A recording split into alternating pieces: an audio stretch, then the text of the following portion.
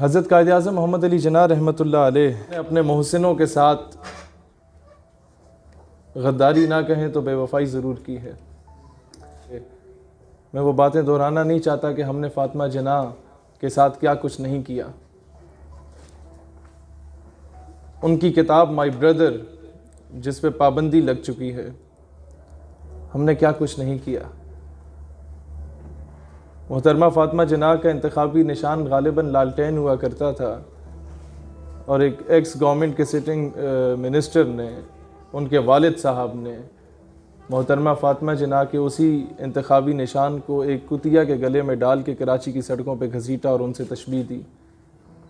وہ محترمہ جسے غدار ملت کا لیبل لگایا گیا، پھر ہم کہتے ہیں کہ دنیا ہمیں تھپڑ مارتی ہے۔ میں کہتا ہوں دنیا بہت غلط کرتی ہے، دنیا کو چاہیے کہ وہ ہمیں لاتے مارے۔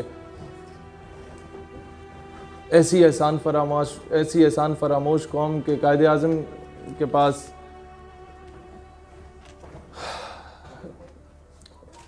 ایک موصوف آتے تھے، بعد میں وزیر اعظم بھی رہے، اور جب ڈاکٹر سے پوچھا جاتا تھا کہ قائد اعظم کی صحت کیسی ہے تو وہ جھڑک دیتے، تو محترمہ فاطمہ جناح پوچھتی کہ بھئی he is the upcoming prime minister of Pakistan اور تم اسے جھڑک رہے ہو، کیا وجہ ہے؟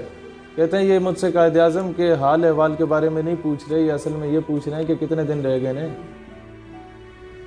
اینڈ دین قائد اعظم رحمۃ اللہ علیہ کو جب خبر ملی کہ دولتالے اور یہ سارے آپس میں لڑ رہے ہیں کہ آپ کے بعد وزارت عظمیٰ کے منصب پہ میں فائز ہوں گا یا گورنر کے منصب پہ میں فائز ہوں گا، تو قائد اعظم نے آہ بھری اور کہا کہ ہاں میری جیب میں کچھ کھوٹے سکے ضرور موجود ہیں۔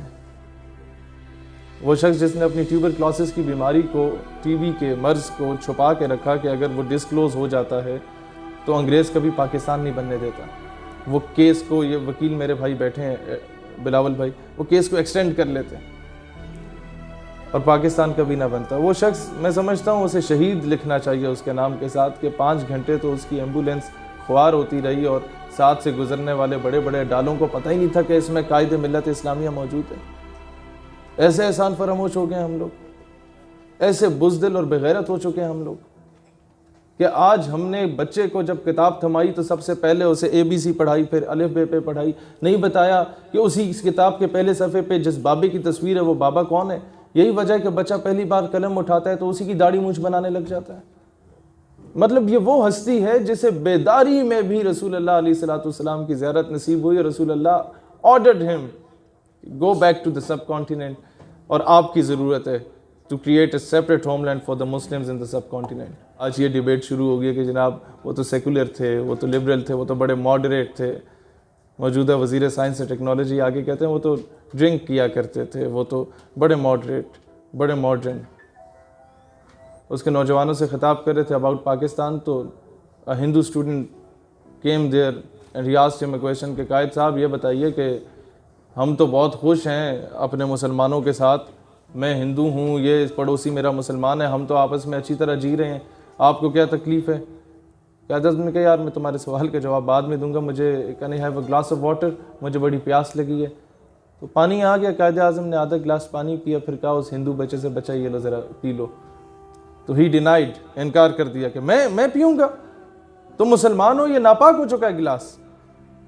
قائد اعظم نے کہا اچھا بیٹا تم نہ پیو، ایک مسلمان بچے کو دیا، اس نے سعادت سمجھ کے سارا گلاس پی لیا کہ اس پہ میرے قائد کا ہونٹ لگے ہیں، قائد کا جھوٹا پانی ہے میں پی لوں۔ قائد اعظم نے کہا دس از ٹو نیشن تھیوری، اس لیے میں پاکستان بنانا چاہتا ہوں۔ وہ کر رہے ہیں قائد رحمۃ اللہ علیہ کو ہم نے کس طریقے سے حکمت والا پیش کر کے اور بزدلی کے لبادے کو اوڑھ دیا، اور ہم سمجھتے ہیں کہ ہم 4-5 ٹویٹ کر لیں گے اور کشمیر ہندوستان جو ہے وہ تحفے میں لا کے ہمیں واپس دے دے گا۔ سر اس طرح تو نہیں ملے گا۔ ترانے بنائے کہ جناب انڈیا جا جا کشمیر سے نکل جا، انڈیا نہیں نکلا۔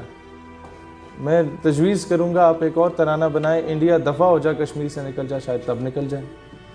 تب بھی نہ نکلے تو میں کہوں گا تمام سٹیک ہولڈرز کو کہ ایک ایسی فلم بنائیں انڈیا کے خلاف جس میں آپ سارے ہیرو ہوں اور مودی کو ولن بنا دے، شاید تب وہ نکل جائے۔ اور اگر وہ تب بھی نہ نکلے تو پھر ہم آدھا گھنٹہ ہر جمعے کو احتجاج کرتے تھے، اب آدھا گھنٹہ لیٹ کے بھی احتجاج کرنے شاید انڈیا نکل جائے۔ تب بھی نہ نکلے تو مرغا بن جائیں پوری امت کے سامنے آدھا گھنٹہ ہر جمعے کو کہ نہیں اب یہ قوم کی جو مائیں ہیں وہ محمد بن قاسم نہیں جنم دیتی. کشمیریوں کی بہنوں سے معذرت کر لو کہ نہیں یار اب یہاں سے کسی صلاح الدین ایوبی یا غزنوی نے نہیں آنا. تو نے پوچھی ہے امامت کی حقیقت مجھ سے. یہاں امام سے مراد یہ آپ کے جتنے بھی سٹیک ہولڈرز آج پاکستان میں فن خان تھانے دار موجود ہیں نا، جو جن کی تصویریں ہم لگاتے ہیں اپنے دفتروں میں. تو نے پوچھی ہے امامت کی حقیقت مجھ سے، حق تجھے میری طرح صاحب اسرار کرے، ہے وہی تیرے زمانے کا امام برحق جو تجھے حاضر و موجود سے بیزار کرے. اور پھر کہتے ہیں فتنہ ملت بیضا ہے امامت اس کی جو مسلمان کو سلاطین کا پرستار کرے. یعنی کہ فتنہ ملت بیضا ہے امامت اس کی جو مسلمان کو یہ بولے کہ جناب IMF سے فنڈ لینا تو اب میری مجبوری بن چکی ہے ورنہ ملک نہیں چل سکتا، یہ پنڈ کا چودھری ہے، امریکہ کے گٹوں میں بیٹھ کے میں کشمیر واپس لے لوں گا. نصاب میں آپ کو میڈیا پہ بھی آ کے لوگ کہیں گے اسلام تو امن سے پھیلا تلوار سے نہیں پھیلا. جی بالکل، صلاح الدین ایوبی سے بھی پوچھا گیا تو کہتے ہیں میں نہیں جانتا اسلام امن سے پھیلا یا تلوار سے پھیلا، ہاں یہ ضرور جانتا ہوں قیامت تک اسلام کا دفاع ہوگا تو تلوار سے ہوگا. غیرت ہے بڑی چیز جہاں تک و دو میں، پہناتی ہے درویش کو تاج سر دارا. آج پتہ نہیں وہ غیرت کیوں ناپید ہو چکی ہے. میں یہ بات آپ کو ناگوار شاید گزرے لیکن میرا مذہب وہ مذہب نہیں ہے کہ جے ایک منہ پہ گال پہ ایک تھپڑ مارو تو آپ دوسرا آگے کر دو بھائی جان ادھر بھی مار دو. نہیں، یہ تو ایسے ہی ہے کہ کوئی کشمیر کی بہن کی عزت کو لوٹ کے لے جائے، آپ بولو بھائی جان عافیہ صدیقی بھی حاضر ہے یہ بھی لے جائیے نا. بھائی جان وہ برما رہ گیا، وہاں کی بہنوں کی تکے بوٹیاں بنا دیجئے نا، میرا مذہب تو امن کا درس دیتا ہے. بھائی جان وہ فلسطین کی بہن ہے، اس کے سر سے دوپٹہ کھینچ لیجئے، بیت المقدس اور مسجد الاقصی پہ جا کے قبضہ کر لیجئے، میرا مذہب تو اب امن کا درس دینے لگ گیا. بھائی جان وہ لبنان رہ گیا، سیریا بھی رہ گیا، وہاں بھی جا کے thousands of innocent children are being incinerated with the white phosphorus in Palestine. ہم امن کولیٹرل ڈیمیج ہو جائے گا. طارق بن زیاد نے تو کبھی نہیں سوچا کہ جی کولیٹرل ڈیمیج ہو جائے گا، میں 10 گنا بڑی فوج کے سامنے اپنا لشکر لے کے اتر گیا. نور الدین زنگی نے تو کبھی نہیں سوچا کہ جناب کولیٹرل ڈیمیج ہو جائے گا، ہماری شہادتیں ہو جائیں گی.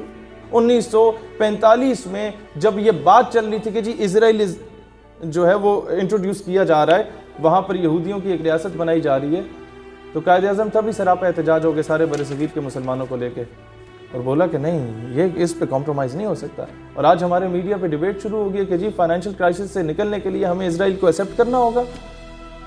یہ تو ایسے ہی ہے کہ جناب ہمیں پنڈ کا چودھری آ کے بیٹی کو اٹھا کے لے جائے اور ہم بولیں کیونکہ چودھری صاحب نے 2 کروڑ روپے تو دیے ہیں تو ہم معاشی استحصال سے تو نکل گئے، ہم لوگ ابھی بڑے امیر ہو گئے، بڑی کوٹھی بنائیں گے، تو پنڈ تو ہمیں بغیرت بولے گا. بھائی جان اب مجھے بتائیں قائد کا ڈے میں کس طرح مناؤں. 1971 میں قائد کا ایک بازو کاٹ کے تو ہم نے وہ پھینکا، 5 اگست کو بھی قائد کی شہرک کاٹ کے تو ہم نے اس طرف جا کے پھینک دی، اور ہم یہاں آ کے کیک کاٹیں گے؟ نہیں، اس طرح تو نہیں ہوگا نا. ملا کو جو دی ہند میں سجدے کی اجازت، ناداں یہ سمجھتا ہے کہ اسلام ہے آزاد. ہاں سجدے کی اجازت ضرور ہے وہاں ملا کو، لیکن عید الاضحیٰ پہ جو ملا صاحب ہیں نا ان کو کھڑا کر دیا جاتا ہے بندوق تان کے کہ جناب اعلان کیجئے کہ اب گائے کی جو قربانی ہے اس پہ پابندی لگ چکی ہے، وہ حرام ہے اسلام میں.